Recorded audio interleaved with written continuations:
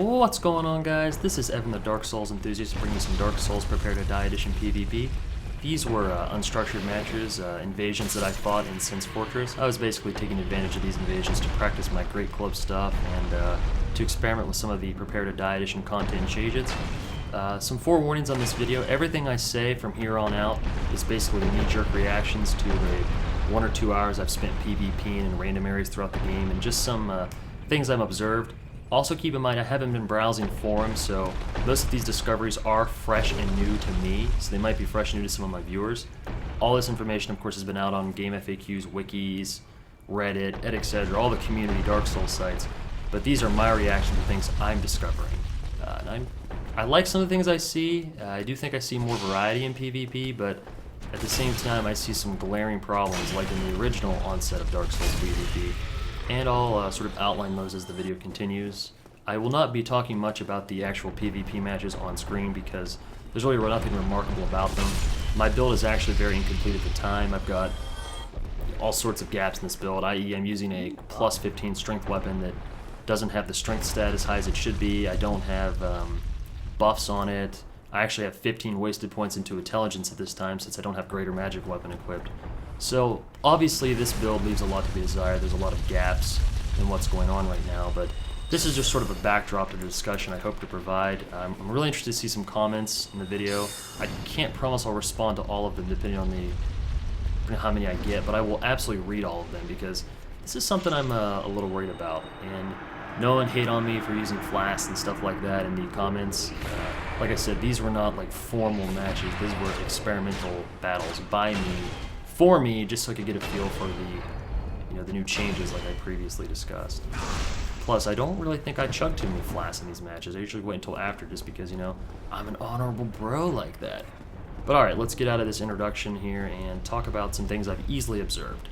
Alright, so stun locking is essentially gone in that, in the former Dark Souls PvP, if you hit someone with a claymore and they didn't have adequate poise, you could just keep wailing on them and they would not be able to get out of the attacks, and essentially you could clobber them to death unless they toggle swapped out of the stun and broke the stun lock, or they had enough poise to resist a hit or two. And a big part of PvP was actually exhausting their poise to the point you could stun lock them and things like that. The most frequent breakpoint for PvP was 53, and to deal with great swords and slower weapons like that, the breakpoint was usually, I think, somewhere in the 70s, like 72 maybe.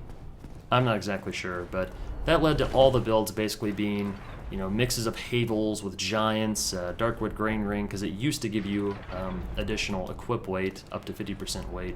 Basically, people would ninja flip around, like the goofy poise tanks with full mobility that I kind of loathed as a design choice by the developers, but now I'm seeing the result of getting rid of that, and we'll talk more about that later once I get over these easily observable reactions.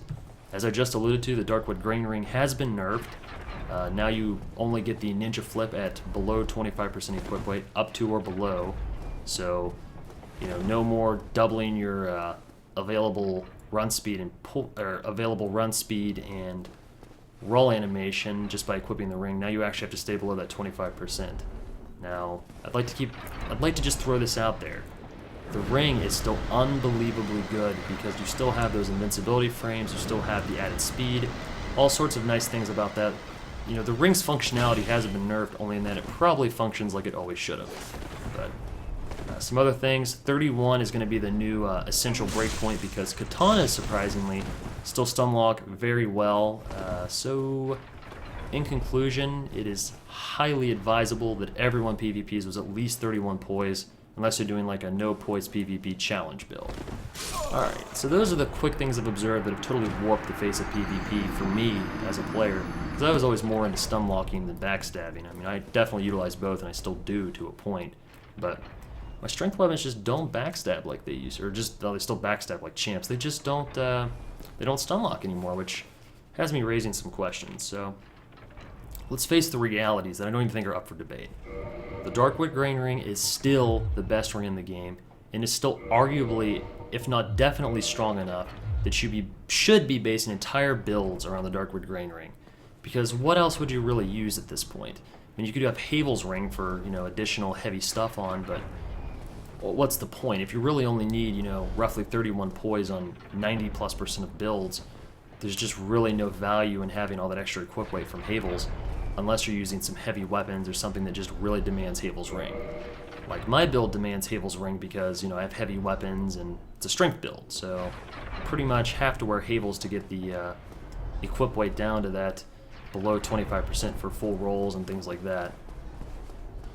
Of course, the Darkwood's Grain Ring was not nerfed in the way it really needs to be. It still has, ridiculous invincible animations, and it's still so fast, and just all around just such a nuts ring that I think time will show that it's still absolutely the best ring in the game.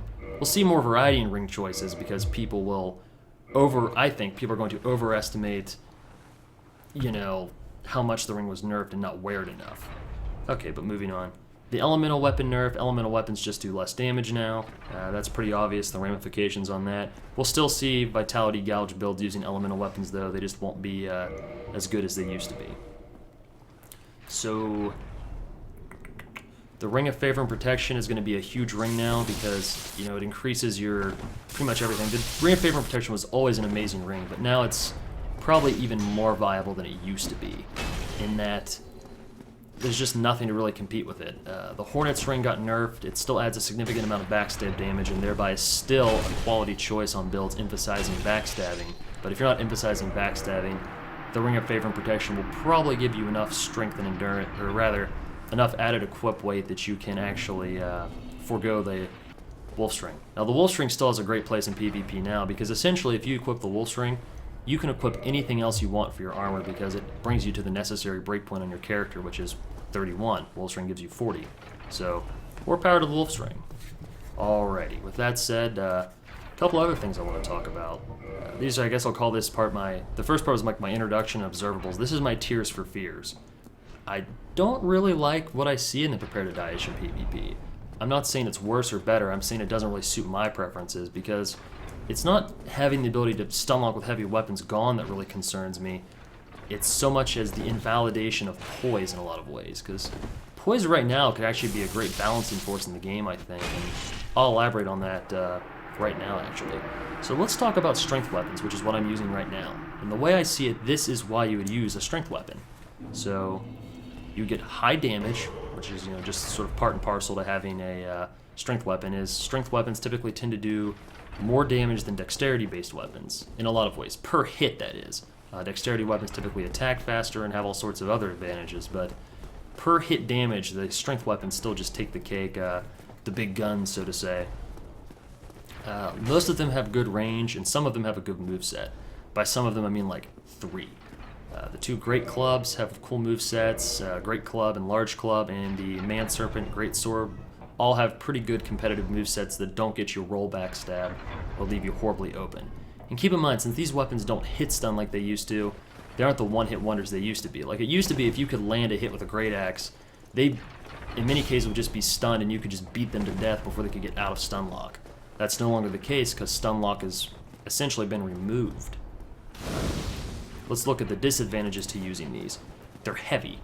Because the Darkwood Grain Ring was nerfed, it's actually much harder to reach that 25% threshold without forcing you to using Havel's Ring, or forcing you to forego the Darkwood Grain Ring altogether. I already stated that I think the Darkwood Grain Ring is still a must for PvP. I'm not wearing it in this video because I was just practicing, but I think all in all it is an absolute must. So, with that said, using these heavier weapons, because Dexterity has heavy weapons too, but I classify Dexterity weapons as the katanas, stuff that scales on Dex. It's really simple, like katanas, daggers, things like that. All of which, of course, do nuts backstab damage as well in most cases. The bandits' daggers, all those do crazy backstab damage. Katanas don't, but now, ironically, katanas are the best backstabbing weapons. So, yeah, strength weapons, not a whole lot going there. They're just basically heavy weapons that leave you open to be backstabbed. The only thing I like about strength weapons is you can get some pretty absurdly high backstab damage on a big weapon just because, the base damage is already so high. So now let's talk about magic in Prepare to Die Edition. I have not actually had the opportunity to equip any of the magic myself, but I've seen it used, and the new magic in PvP, in DKS, PTD, it's fantastic. I can't swear by it enough. The new magic is fantastic. It opens up a lot of strategies and things like that. It's just unfortunate they closed so many strategies for the strength weapons. So some new things about the magic. There's a lot more strategies than just point and shoot. The new magic hits like a monster truck and does a ton of damage. All in all, I'm really impressed with it. Not much more to say. I guess the only downside I see with magic is even with the new stuff, it's still not like the best choice just for grinding out the game. For grinding out the game, pretty much anything works, but magic is definitely the most inconvenient in terms of speed and efficiency. Alright, with that said, Pyromancy is still nuts. Did not receive any nerfs, so Great Combustion still has a wonky hitbox. It's still spammable, and all in all, I think Pyromancy is going to be a must for most arena builds because it just fits so well into the new content that I think it's essentially mandatory. Plus, one thing about Pyromancy is you had to use the Dragon's Crest ring to boost the damage on it when you're going to main Pyromancy. Now, since, you know, there's been so many changes about rings and the Hornet's ring's been nerfed slightly, it kind of adds to that fact. I think there'll be more room in builds for the Dragon Crest ring. There was plenty of room for it previously, but now I think it's just more viable in general, which isn't a bad thing. I'll run out of PvP content here soon on this video, by the way, so if I run over, expect to see some PTD boss fights, not from the new content, and of course I'll walk off the ledge right as I preface by saying some boss fights are coming. Also, I would argue that dexterity weapons are essentially vastly superior to elemental weapons and strength weapons now, considering dexterity weapons are light by nature and elemental weapons got nerfed. So, you know, the dexterity affects casting speed. So if you have a higher dexterity, you'll be able to spam that Great Combustion I just talked about much quicker without any really off-stat investment and things like that. So I think strength builds have basically been largely invalidated in the Prepare to Die edition. Feel free to debate that, but I'm pretty sure that theory will hold true. I think dexterity is going to be the new everybody's build ever. That's okay, though. I enjoyed Demon Souls and PvP, and that was basically all the same. So let's talk a little bit about dexterity, why we're there, just to sort of capstone everything I've been saying. So katanas, which are largely a dexterity weapon, now, and they're also lighter than the strength weapons, mind you, now are the best stun-locking weapons, essentially. Most people have enough poise to avoid that, but it doesn't change the fact they are still the best stun-locking weapon. They provide bleed, and all in all, just great weapons in general. But even back in the original edition of Dark Souls, when you could stun-lock really easily with a Claymore, which is a quality weapon, or an elemental weapon, you could stun-lock with a lot of weapons much easier than you can stun-lock with anything now. The katanas are still very viable, and this just makes them even better. There's a larger variety with dexterity weapons than strength weapons in terms of viable PvP usage. So you have access to a lot more movesets. Overall, probably better movesets. There are some strength weapons with great movesets if you enjoy working on spacing and things like that, but dexterity weapons, the spacing's not as important, and typically, since I think backstabbing is still going to be the defining Dark Souls strategy, particularly considering you can't stunlock people to death as easily as you used to be able to, backstabbing will be even more appealing, and typically the dexterity weapons are the better backstabbing weapons. It's not to say strength weapons can't, it's just dexterity weapons better position you to do so. Dexterity also buffs your casting speed, and considering that Pyromancy's nuts now, not because it got a buff, but because everything else got a nerf, and because the new magic's so great, casting speed's very relevant, so dexterity fits better into hybrid builds than strength does. So that's sort of depressing to say the least. So let's bring this all together. My conclusions of things I've realized about my Great Club build. My strength build rather, because it's in general strength build, but essentially I'm going to use the Darkwood Grain Ring because it's mandatory for the invincibility frames. I can't stun lock anymore, so being able to position myself out of backstabs and things like that makes a huge difference. In addition, I feel as though the rolling attacks on the strength weapons are usually better than the standing attacks, particularly when they don't hit stun. So I need the Darkwood Grain Ring for better positioning, better defense against backstabs, and just having access to those rolling movesets. So I feel like the ultimate build for this character is going to be Ring of Favor and Protection, coupled with Darkwood Grain Ring. Get that 31 to 40-ish poise breakpoint, and then we're just going to load up on Strength and Life, and it's just going to be a Strength Gouge that's basically vastly inferior to any dexterity, hybrid, or outright dex build because I won't backstab for as much damage. Most of my attacks leave me far more open to backstabs than other weapons. I can't hit stun as well as other weapons, and magic is really good right now, and this build only has access to the most rudimentary magic, greater magic weapon, so I probably could have done some kind of dedicated intelligence strength build, which I could still switch to, but I think it would still leave the inherent problems around where I'll still be inferior to a split build between dex and intelligence because they'll still have a better casting speed.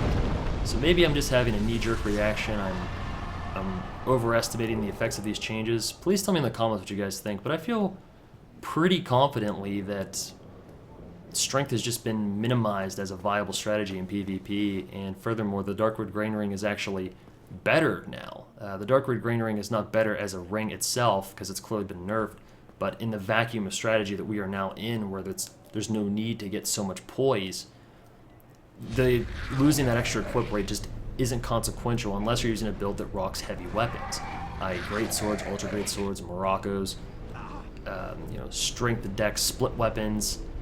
Anything with high strength, anything that weighs a lot, basically got nerfed pretty bad in this patch, and the lighter the weapon, pretty much the better off you are, because you're still fishing for backstabs as much as you used to, just the Hornet's Ring won't do as much damage as it did. But that's okay, because you really never needed the Hornet's Ring for backstabs to be nuts strong. So that's kind of where I am with everything.